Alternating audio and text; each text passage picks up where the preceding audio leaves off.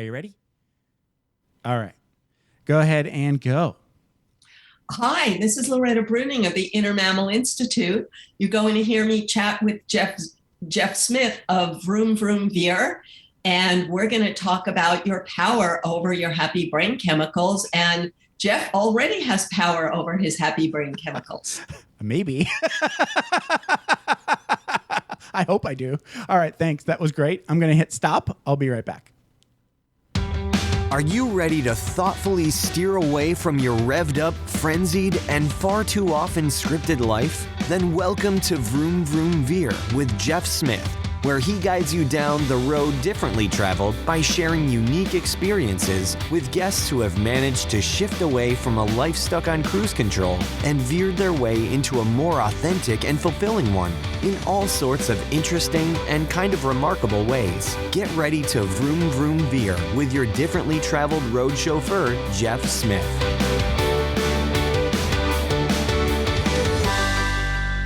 Noel, thank you so much for being on Vroom Vroom Veer and welcome to the show. How's it going? All right. Life is good. Thanks for having me. I'm excited to be here. Thank you for your service, by the way. And thank you for yours. I'm losing my voice. Just, it's okay. Just get some water, cough a little bit. There you go. Perfect. There we go. It's all good. There's nothing wrong here. So you are at stretchintosuccess.com.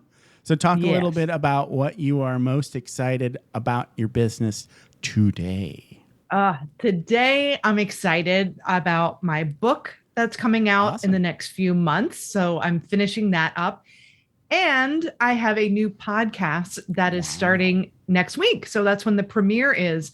And that's on, so it's ratracereboot.com.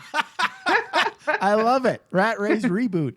All right. Yes. I love alliteration. Rat Race Reboot. Yes. That's good.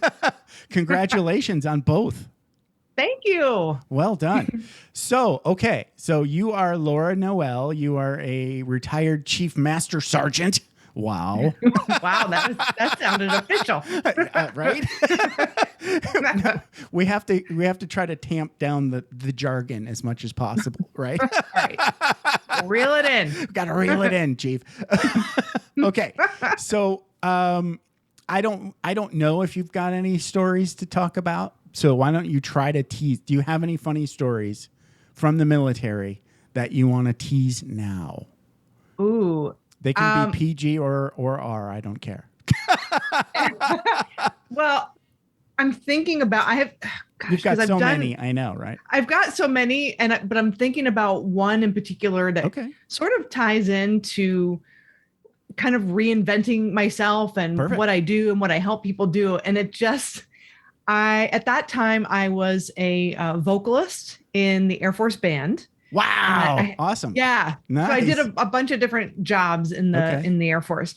And I showed up to my first duty station and they were like, welcome. We're doing this drug-free show for the DARE program. And we're traveling all around the world doing this and going into schools and teaching kids. And this is their first concert, really. We had like a lighting director and staging and, big flashy outfits. It was a big deal. Yeah. And it was pretty cool. But they're like, here are your songs. And two or three of them were raps. Wow. Yeah. This was in 94. You're not really a rapper at that point. I'm not a rapper even now. I wasn't then. Right. So, right. So they're like, all right, well, here's your songs. And we're going to inner city Philadelphia to do this show. Right. And I get up on the stage and improvise, the lights overcome. Yes. Exactly. So the lights are shining.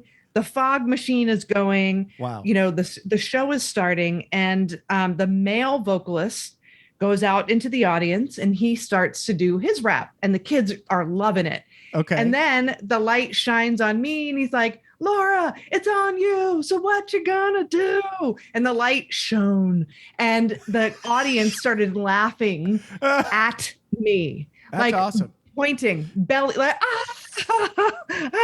and that happened 2 times. So I did the show 2 times.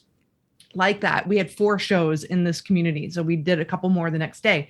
And by the end of the second show, I was like, I have had enough.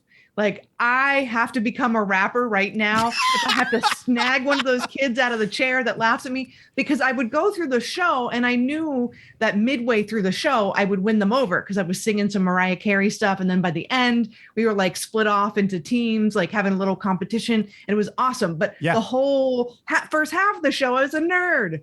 Right. So, the non-rapping nerd. Yes. The rapping nerd. So by the third show, he goes, it's on you. So what you gonna do? And I start to rap and they're like, hey.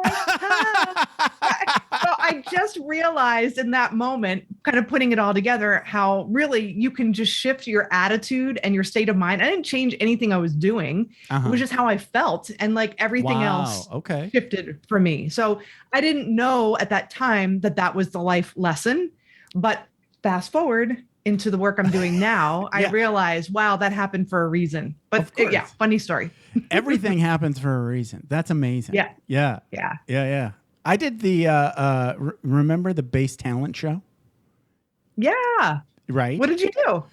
I did MC and stand-up comedy. Yeah, I competed in there. You did? That's awesome. What base were you at? I was at Osan in Korea. Wow. I was at Misawa in Japan. Whoa. We probably could have been doing this the same year because this was like 91 when I competed. For me, it was like 88 or 89, something like that. Probably 88. Yeah. So, And so, the worldwide, I went to worldwide and I toured with Tops and Blue for 2 years before the band. So my commander wouldn't let me go. Ah. I know, right? I know. So I was number 1 in MC and number 2 in comedy. But there were only 2 comedians, so I sucked less than the other one. Oh my gosh. Oh, wait a minute. Well, I guess not. You had to be great to get there. Well, it is what it is. I knew I couldn't go. My commander told me, yeah, you can do the bass, but you can't go to PACAF. You can't go to Tops and Blue. You can't. Right. He wouldn't sign the permission letter. Right. Yep. It was just, it wasn't me. It was unit policy because they were like a Manning issue or something. And, okay. That's what they do. But it was fun. That's true. It was fun. Yeah. So and like you said, that you got to go do that. That's amazing. Yeah. That's like a year of, there's non-Air Force people, so you go through this like series of competitions. It's almost like Air Force version of American Idol. It's like Air Force Idol. So you were a vocalist. That's amazing. You got to be a really good singer to do Tops and Blue. So, and Air Force Band. Wow. That's a big deal. That I feel really blessed. Yeah. Right. Definitely highlights. Yeah. You had a really cool career. I can't complain, honestly. Right. A lot of different opportunities came my way and for growth and for leadership and just loving what I did, Yeah. So let's go back in time and talk a little bit about where you grew up and like what you were doing before you joined the Air Force. Okay. So I born in New York, but grew up in Pennsylvania. Okay. Lancaster, Pennsylvania. And I was kind of lost, went through the typical teenage rebellion years. So honestly, my parents wondered, what am I going to do with my life? Because I was definitely getting into trouble in middle school, and I kind of turned it around. And by the time I was approaching college, I had this kind of slap in the face when I applied for college and didn't get accepted. Really? And I was like, whoa, wait, what? You weren't doing the things you needed to do to get. I wasn't. Right. No, I was pretty mediocre in school. I just couldn't seem to get it together. You have to have some sort of like plan and like guidance and a mentor, like early. I don't know when, but like probably, I guess it starts in middle school, I suppose, is when their like college prep classes start popping up. and you need to be in those. You need to be doing extracurriculars. Yeah. You need to be checking all these boxes, just like you do in the military, right? Yes, Early and I was and soon. not doing and that. I wasn't either. No, so it was community college for me. Yeah, and that's what I ended up doing. I went to a business school and I got college credit, and then I went to the university, and then I was like, I don't know, this is going nowhere fast, and I'm paying for this, and I really don't know what my purpose is. Right. I'm going to join the military. I was in Army ROTC at the time, actually, in college, and I liked it, and I decided, this isn't happening fast enough. I'm enlisting right now. And so I did in 89 and went to basic. I was 87. So that's really close. Yeah. Okay. Yeah, for sure. Yeah. So I went in open general. Wow. I was promised. Hey, yeah, I know. They were like, and you didn't end up as an SP. Good for you. I almost did. Okay. Almost did. Yeah. Security police I remember for people. Yep. Yeah. Right. They said, you have a 95% chance of being a linguist, or it's what I liked. I liked language and all that kind of stuff. And so I was like, okay. And so I went open general. Whoever's lying to you that you've got a 95 chance. No way. I worked with linguists, and you had to be a linguist going in. So that was BS. Anyway, sorry. So little did I know. Being a linguist is hard. Well, I took the D-Lab test, which is like a linguist, kind of test your aptitude for it. Right. So I went in open general, and then they were like, here are the jobs that are available to you while you're already in finishing basic training. Okay. And so meat cutter was one of them. Lovely. Security forces was one of them. Right. And a bunch of others. And so you don't want to cry in basic training. And the person that was watching me write my preferences down said, don't lift the 50 pounds over your head. And because it eliminated me from meat cutter. They could see the despair in my eyes, and they took mercy on me. And so I was like, That's awesome. Yeah. And they were like, wow, you got your second choice. And I said, what was that? And they said, radar scope operator, surveillance. It sounded so, like really cool. I'd be surveilling things, but it wasn't like that at all. Right. I did like the job. It was mobile ground radar. Okay. And so I did that for 5 years. And mobile ground radar. Okay. Yeah. So I remember those. That they kind of went away, right? I think they don't. They still have. No, they still have it. But I think the technology has changed. Right. Yeah. Right. Yeah. Okay. Yeah. So I did that for 5 years, and that was my introduction. Went to Desert Shield, Desert Storm at my first duty station. Wow. Holy cow. Did you go to Riyadh? No, we were at some military city it was a little bit farther away, closer to the Iraqi border. Okay. That's where we were. And we were there for about maybe 4 months, our unit. And then I came back a couple of weeks early to take orders to Korea. So I came back, my unit came back right after me. I went to Korea, and that's when I started getting Osan. Yeah. And that's when I started getting into like the talent things and realizing, gosh, I think I might like to sing. And you were still in the same job too? I was still in the same job, but in Korea. Right. Yeah. Osan's awesome. It's cold, windy. Yep. I liked it though. I went to Osan for a weekend. What was that? Why? Oh, Y2K. Okay. So there was, we had, my detachment had a sister detachment. So I was in Misawa in Japan, and Det 2 was in Osan. And we had the Y2K version of this software for this one system. And that 4mm DAT tape was classified. So you needed to fly it courier style. Oh my gosh. Yeah. So me and my boss got all expense paid trip from Misawa to Osan, and we didn't have anything to do. Oh gosh. we got to the unit, we gave them the tape, and we left. No, we don't. We're not coming in. We don't know what to do with the tape. But here you go. Here you go. You guys know what to do with it. So we just, drank beer and, do what you do in Osan for a weekend. Yeah. Yeah. Oh my. Ate bulgogi, Yeah, I love bulgogi. Right. Yeah. Shopped those gigantic metal chopsticks. I must have missed those. OB beer, right? Isn't that Yep. one? OB beer? Yep. Yes. Yep. And Chu Hai? Did they drink Chu Hai?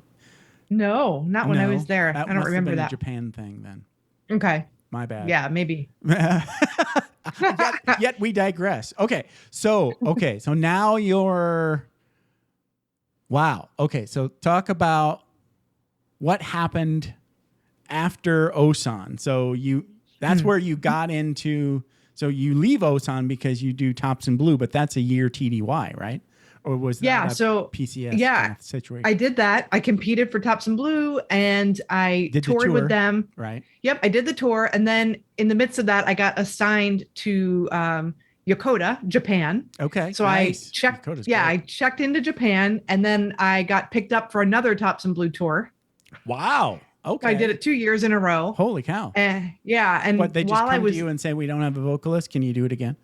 Well, they would have brought in prior people if people dropped out or couldn't, weren't released or whatever. They would want to bring somebody who's toured before, who knew the ropes and could pick up on choreography and all that kind of stuff fast. Right. In the middle of staging. So I did that, and then while I was touring with them, the Air Force band came out and auditioned a few of us, and so I got picked up to be in the Air Force band. So that is a really hard job. It is. It's a hard job. Yeah. It's a hard job. I mean, people think, oh, you were in the Air Force and you're in the band. That sounds awesome, right? It is awesome because you're doing something that you really dig doing. But you could tell a lot of stories. So when I went to my, Senior NCO Academy in Germany, one of the girls there, one of the tech sergeants, Cindy, can't remember her last name, but she was in the USAFE band. Okay. So that's U.S. Air Force's Europe. So that's one of the big major command bands, right? Right. She played violin, and she told horror stories about how they would just make them play too long. Oh my goodness! Right? It's just like, okay, you're in a quartet, and just keep playing. Just keep playing like you're a CD on repeat. We're people. Our fingers hurt. We're people. Oh my gosh. It's interesting because when I would tour in the band, what a lot of people didn't see was we would go into other countries where maybe we didn't have a big military presence and those countries didn't want us there, but they would allow a band to come in, and it helped, foster conversations and, connect people through music. Right. So those were things that people didn't see. Even in a deployment context, the band would go on a deployment, but they would be working with the embassy and performing for the troops. And a guitar player and a vocalist would go to a forward, station when there's one guard and just, so they're doing the things. They're in harm's way as well. They're doing what they do, but in those different contexts. It can be scary. Yeah. Wow. Okay. But I like that you were open when you went to the academy, because I knew, and we all knew being in the band, that, okay, well, people have preconceived notions of what we do, but that until they see you in the academy together, working together, and they realize you're the same as me. Yeah. Sometimes they have preconceived notions of, oh, you come in at this rank. And I'm like, no, that's not true. I was an airman just like you. Right. And I worked my way through the ranks just like you. Right. I cross-trained, just like you might have. Right. We're all the same. And so a lot of times it would take, being immersed in those situations to help people shift their paradigm and their belief system. Yeah. And the thing is these what people like if you work on the flight line, right? And you think, oh, you're in the band, right? You think, wow, that's a cakewalk. Yeah. Well, okay, maybe, but it's not. Okay. It's a different context that's, got its challenges too. Yeah. Mm-hmm. So I worked with somebody else too that, one of my friends that took over for me the second time I was in Japan became an enlisted aide for a general. Okay.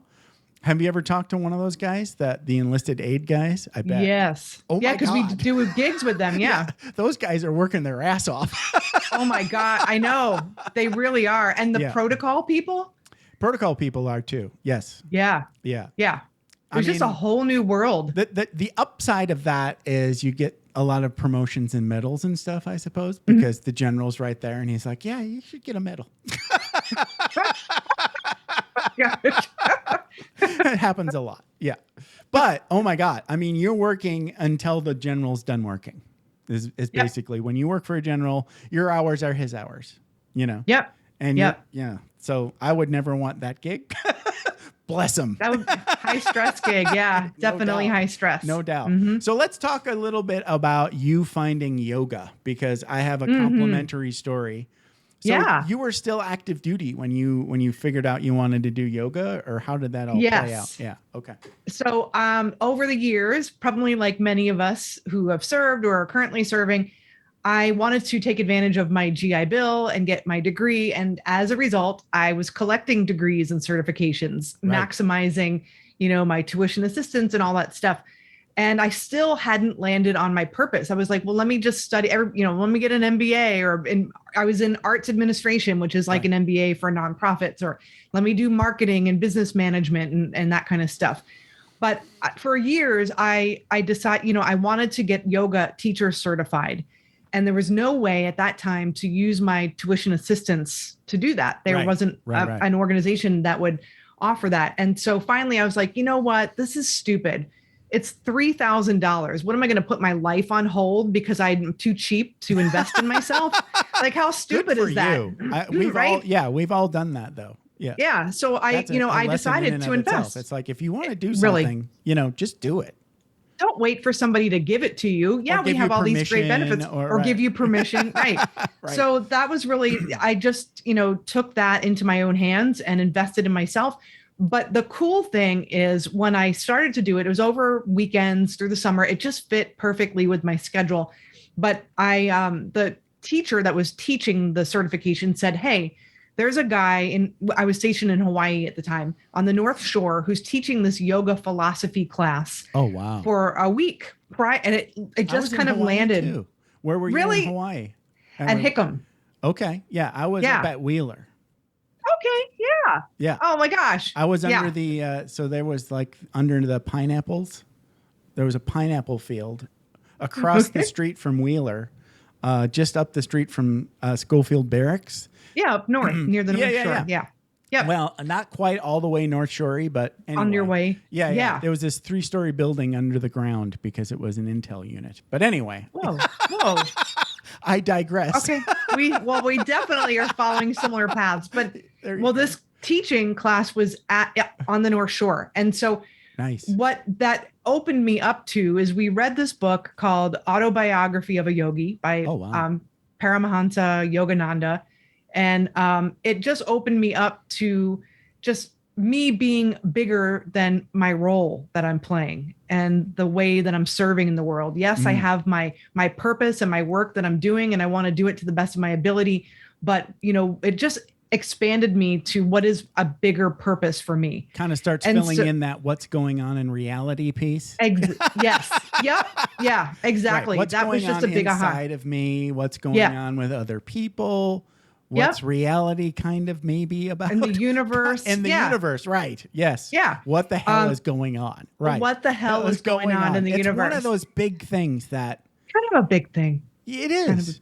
And most people just sort of like... I don't want to bash anybody's belief system, but I want to go out and say I'm down with this non-belief system. So I just don't want to believe much at all. Okay. And I don't, thanks for making the face. I will explain. That was my inquisitive face. That's good. It's a good face. It's a good reaction to what I said. I don't want to believe anything. So, and I think you can go with this, right? Everybody knew for the longest time that the earth was flat. Right. Turns out not so much, right? So if you can look at like beliefs from the past that were proved wrong through the fullness of time, everything that we believe, or a lot of things that we believe now are absolutely true, are probably not. Yes. No, that's so true. Right. It's so true. Yeah. Right. It's you're always peeling back the layers of the onion. Yeah. And you can only go as far as your level of awareness will take you. Well, I'm like, I don't want to say like I'm not an idiot. I'm not Pollyanna. I'm like, I'm not going to go jump off a building, right? Sure. I don't have to believe in gravity for gravity to be a law for me. Yep. But that doesn't mean it's always going to be true. If I'm in space, there's no gravity, right? See, so that's just a really good example of something that is contextually true always when you're in a gravity well. Yep. Okay. Yeah. So, okay. I digress too much sometimes. Sorry No, about that. but the cool thing is many of our beliefs are false. Right. And so what this helped me realize was I am not this body. Right. I am more than that. Right. I am energy. The way I like to look at it is I have a body. Yep. It's something that I have. What I am is an open question. Yeah. That's up to like the universe to keep letting me discover. How's that sound? Yeah, some days I think it's like I am a unified field of consciousness, but that is just a placeholder. But there's also truth there, and it's like you're just remembering who you are. You know, a personal truth can be true without actually, being objectively true. But anyway, I digress again. So for me, I want to talk a little bit about this finding yoga stuff. So did you go through like a health journey, or what did you learn when you started practicing yoga? Yeah. So I got certified in yoga. I took this yoga philosophy course and I started teaching yoga at my organization after hours. So I would just invite people to come to the schoolhouse. I was a commandant of the leadership school. Yeah. Okay. And so then I would teach. The NCO Academy or the Senior NCO Academy? It was NCO. Okay. Yeah. NCO and Airman Leadership School combined. Right. But what I noticed was I was like, wow, I really like seeing the transformation in other people and how they feel and their mindset. But I liked the mindset piece of yoga. I was more drawn to that than the physical practice of yoga. Okay. So I said to myself, if I could bottle this up in a curriculum and teach this to people who maybe wouldn't gravitate toward yoga or this kind of stuff, I'd be onto something. And that's kind of when things really stretch into success sort of philosophy. It was born. Yep. Interesting. Yeah. I like that because I learned a lot. So I learned a lot right before I retired, I should say. So like around 05, 06. So I retired in the end of 07. But I was going to hang out with friends at different like workshops for personal development. I was in Portland, and so Portland's a great city to walk around in. And I realized that all these people older than me could walk forever with pain-free. And I was like, something's wrong with me, and I don't know what it is. So that started this whole idea of, I need to figure that out. It was mostly diet, but eventually towards the end of that, I kept going and I got to yoga. So you know how, most Air Force bases have like a free set of classes at the gym, right? Yep. So what was it? It wasn't LA Air Force Base. It was Fort MacArthur in Los Angeles. They had a yoga class that was amazing. So I did that like all the time. And I learned something about me in there because I did things with my body that I thought were impossible. Yeah. Right? I mean, but I think it wasn't necessarily about the movement or yoga in and of itself. It was the attitude of the teacher, right? It was a she. Damn, now I'm blanking on her name. I'll it'll come to me. It will. But she was awesome. Okay. And, everything with her it wasn't broy. It wasn't, like masculine. It was the feminine energy of we're just playing. If you can do it, you can do it. And if you can't, that's okay. That. So it's just like, try to do this and see what happens. You might fall down and then we'll laugh and it'll be funny. Right. And that's okay. Right. And I was like, okay. And as I did that, as I took that attitude, I actually started doing the things. I was like, oh my God, I can't believe I actually did that move, you know? So it really did, like what you said, like opened up my mind and my body, you know? But the body, I think, was, you know, like willing to play, you know, with the right attitude, if that makes sense. With the right attitude. Yeah. So it's your mind that was ruling and your body as opposed to your body.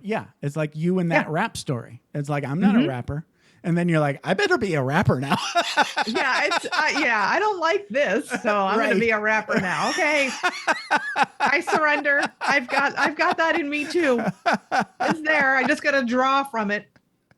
Okay. So the other thing that I wanted to talk about was, so we're both like seeking, right? A lot of seeking activity, right? So I did a lot of the things that you were doing. I kept going to college, and I didn't really finish until after I retired. I went and used up my GI Bill and finished a bachelor's degree in psychology.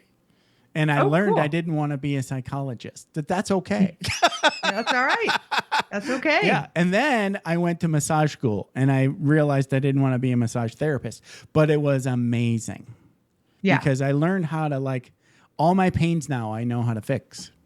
So that's awesome. That was awesome. Okay. So let's talk about that seeking an answer to what am I going to do about money? Because we're all doing that, right? So after you retired, I mean, you're retired now, and as an E9, you really don't have to work. No. But you can. And everybody, you know, when you get to that place, it's like, I don't really have to work, but I need something to do.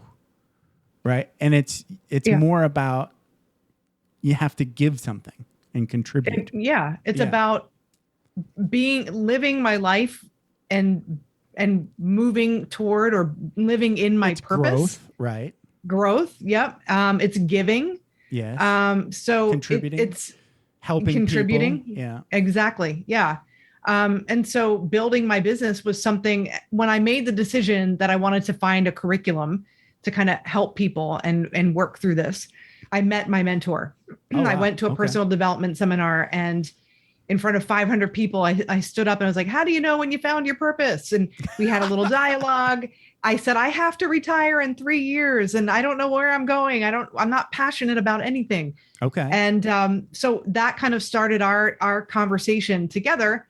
And I started working with my mentor, and instead of retiring in 3 years, I got my retirement approved in 3 months. And within 6 months, I replaced my income coaching people.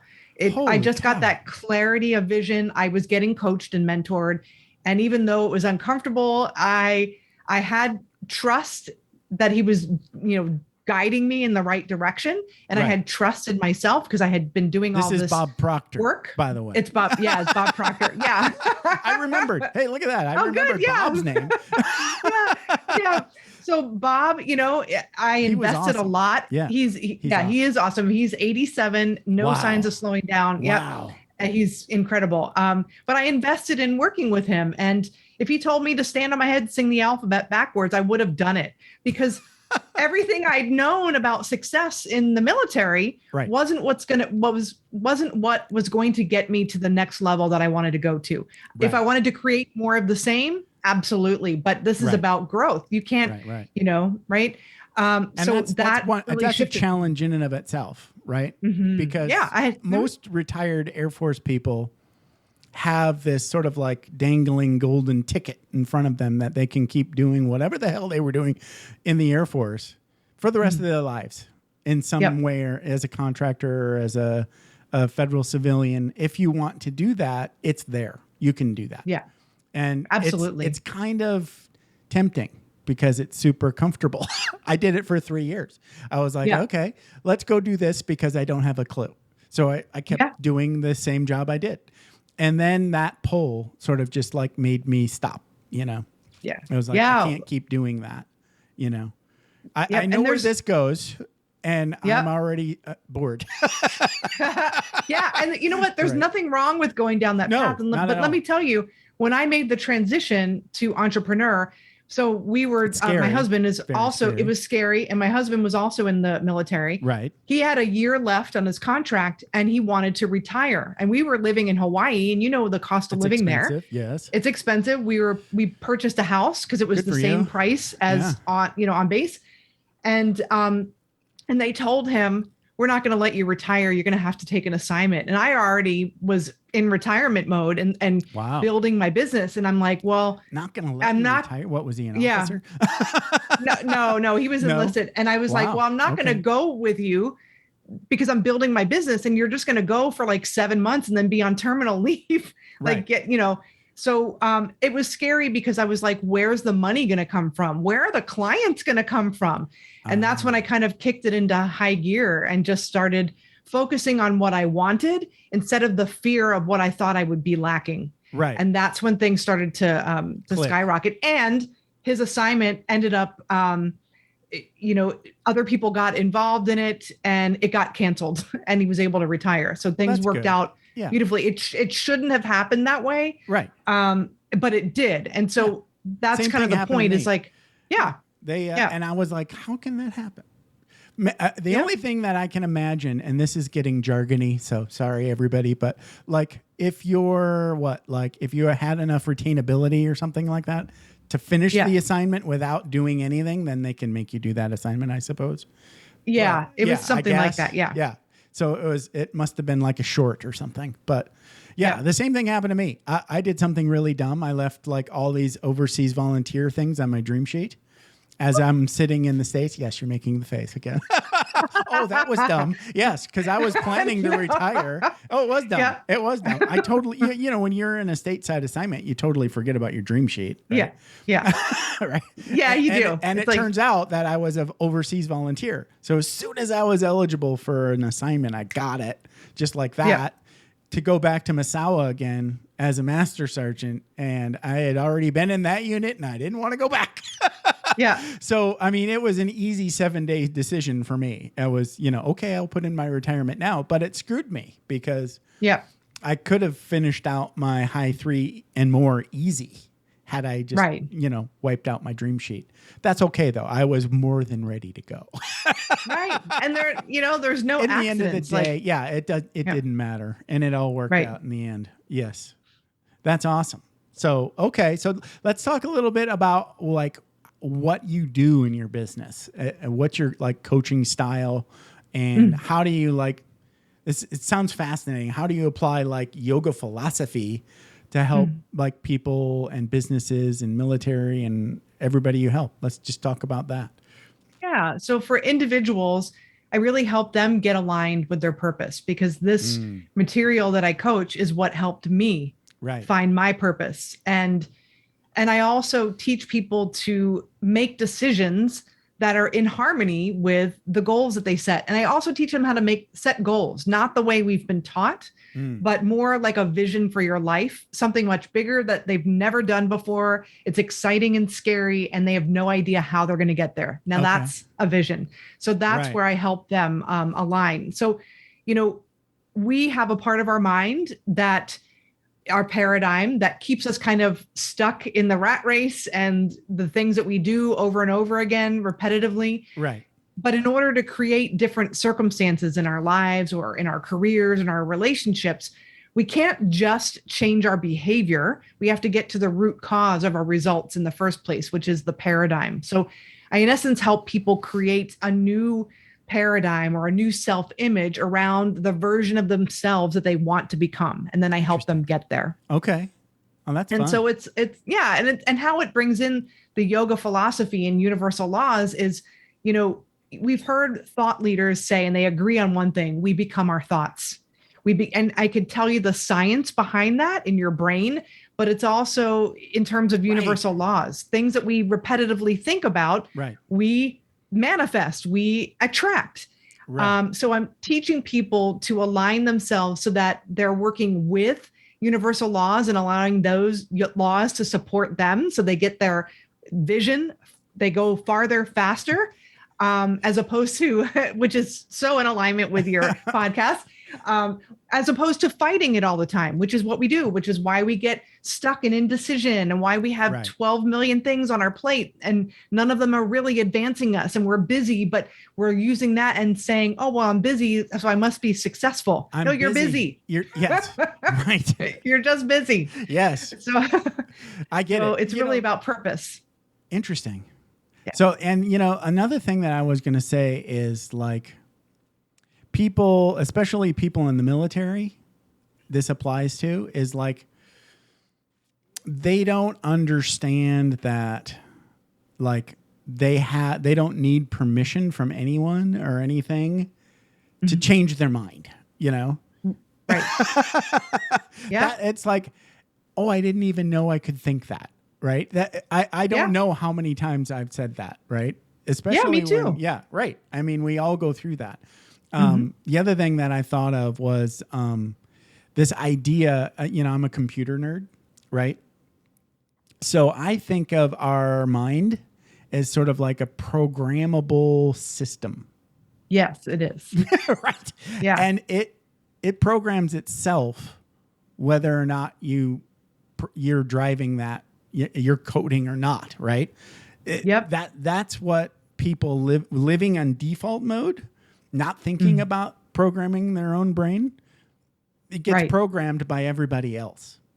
Yes, it does. Yes. Yeah. Yes. Yep. That's that. So like there's a lot of people that are looking to hack your brain and put their own programming in there. So then you do what they want you to do. You can do that yourself. Have you ever heard of Scott Adams? He's the guy that does the Dilbert cartoons. Dilbert. Oh, yeah. You've heard of Dilbert. Yeah, of he course. wrote this whole book about like how to win big and how to fail at everything and still win big, something like that, like a funny title. Yeah, I love it. Yeah. And he talked about this. He talked about like not believing in all the woo-woo stuff, but realizing that it works at the same time. Right. And he was like, there's definitely something going on here because I wrote down, I will be a famous cartoonist. And I have no clue because he was working in a cube. And it happened. And he was like, holy shit. And then he went through this other thing where he couldn't speak in public. No, wait a minute. Oh, he was just losing his voice. He had this weird sort of like psychological disability where he couldn't talk anymore. And he went and figured out how to cure himself. Yeah. That was crazy. Well, it's because he made a decision that he was going to do it, and then he didn't have any resistance to that idea, that new idea. Correct. And then maybe he just kind of let it go. Right. And it happened. He didn't have resisting thoughts that were against it. I think everybody comes up with a process. So like I watched this really cool show on, I think it was Netflix, where these guys are in this simulated reality talking to this coach. Yep. Right. And so I made up a coach in my head. Yeah. It's like my imaginary coach. And I talk to them every day. What are we doing? Are we doing this? Okay, well, let's work on that. It's having a conversation with this imaginary spiritual coach who's wiser than me. Yeah. And really, you're just tapping into your own wisdom, your own inner wisdom. It's, it goes back to, typically people will look outside of themselves for the answers. Right. But the answers are inside of them. And so you doing that, I have my own version of that. Right. By you doing that, you are tapping into yourself. Right.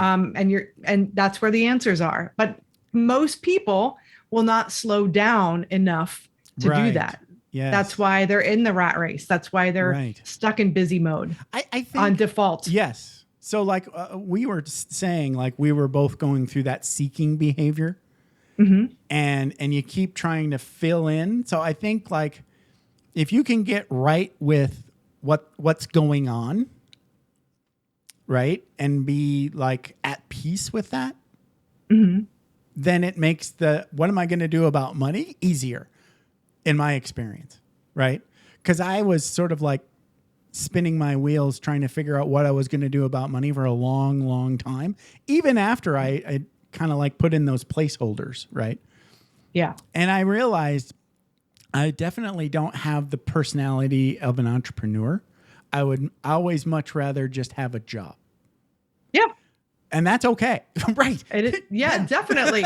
I mean, no, not that you don't have the personality, because I do think you have the personality of an entrepreneur, but there's nothing wrong with having a job. Like if it's fulfilling and it brings you joy and you're serving, like, right. We all have our path, and that's right. Awesome. And the idea is to get clear on what your path is and what you want. Yes. There you go. That's something that never occurs to, it never occurred to me. It may have occurred to you while you're in the Air Force, but I never got clear about, I didn't even know it was okay to want what I wanted. Yeah. Right? What do you want? Yeah. I don't know. Yeah. Yeah. Well, we don't give ourselves permission to want. Right. And that's the whole part of, when you're tapping into your inner wisdom. Like, one of the things that I say helped guide me on my path was I listened to my curiosity and I followed it. Right. I didn't naysay it. I didn't, what's the point of that? Oh, I'm curious about this. And so I would pursue it. That's how the whole yoga thing came about. And it changed my life. Like, my life is a 180. And, so listening, quieting your mind, tuning into those little hunches or inspirations that you get and acting on them. That's your inner guidance system guiding you. The acting on them gets lost in the, you have to get up. Yep. Yeah. You gotta do, even if it doesn't make sense in the moment. Right. You've got to move. It's you can't just sit and say Om. You actually have to get up and leave the house on occasion. Yeah. Yeah. But in doing these things and following your curiosity, you get clear on what you like. Right. And you get clear on what you don't like. Yes. So that helps you paint the picture. Okay, I don't want to be an entrepreneur. I want to work for a company that does this, and has flexibility, and I can work from anywhere. Like whatever you can dream up, like especially now, you can have it. Oh yeah, right? Totally now. Yes. Yeah. I'm actually so when I moved to Vegas, I didn't even have a job, right? I was like, I'll move to Vegas and then find a job. Which is kind of scary. Yeah, it worked out, but I didn't even know that this shift of 410s existed. Right? Oh, you can do 410s, right? Could you imagine doing 410s when you were active duty? Right? That 410s is just a day off for nothing. That's what 410s. Wow. You're right. Yeah. It's like, oh, okay, I'm going to do 410s. It's like, what? But it's a thing, and I'm doing it. Yeah. That's awesome. And I get every Friday off, and I get to do my podcast. Right. So it's awesome. Yeah. Yeah. So as soon as I knew it existed, I was like, oh, I want that.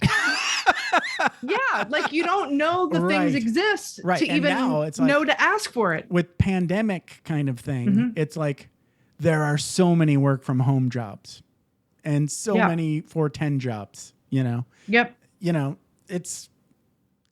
There's never been an easier time to work from home. And it's not all that it's cracked up to be either. We can talk about that too. Do you have to leave because it's 10 o'clock? Do you have a hard quit at 10 right now? I have a few extra minutes too. I don't have a hard stop. So let's wrap up. Let us wrap up because we're just going to talk forever. Okay. So that would be easy to do with you because you're awesome. And this is great. Great conversation. Correct. But we can't talk forever. We have to limit everything. No. Okay. So let's wrap up. So thank you for being here. You are Laura Noel, stretchintosuccess.com. Talk a little bit about how people can best get in touch with you, talk about the book, talk about the podcast, the whole shebang. Yeah. So if you just go to stretchintosuccess.com/VVV, there's a welcome page. You can get in touch with me. You can learn about some of the things that I'm doing.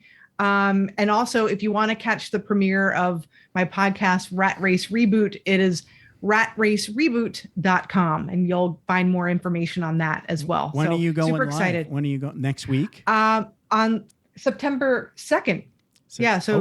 Very soon. Very soon. September 2nd. Congratulations. If you ever have questions about podcast junk, let me know.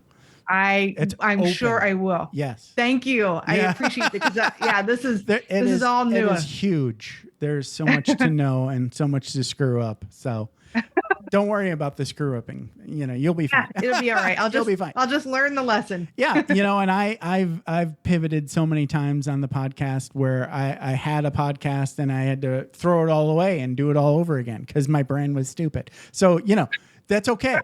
There's nothing wrong with fumbling around. It's all good. Okay. I love it. So talk about that book too. The book is also titled Rat Race Reboot. And love that. Rat Race Reboot. Yeah, pretty soon. It's about reawakening your mind, or resetting your mind, reawakening your spirit so you can regain your control of your life and your joy and your fulfillment. And doing what you want to do. Exactly. So that will be coming out soon. So I'll definitely, if people, get in touch with me on my website or subscribe, they'll definitely know when the book is live and when it comes out. Perfect. Laura, this has been a blast. Thank you again for your service, for learning how to rap in the moment. That's amazing. Thank you. Thank you. The things we do. Thank you so much for having me on the show and giving me this opportunity to connect with your audience. And, if you need anything from me or if your listeners need anything, just reach out. Really easy. Just go to the site and we can definitely have a conversation. Awesome. Thank you. Enjoy the rest of your Friday. Take it easy. Thanks. You too. Bye-bye. Thanks for taking the time to ride along with us on another episode of Vroom Vroom Veer. For podcast info and show notes, be sure to head over to vvveer.com. That's VVER.com. Man, that's fun to say. And we'll catch up with you next time here on Vroom Vroom Veer.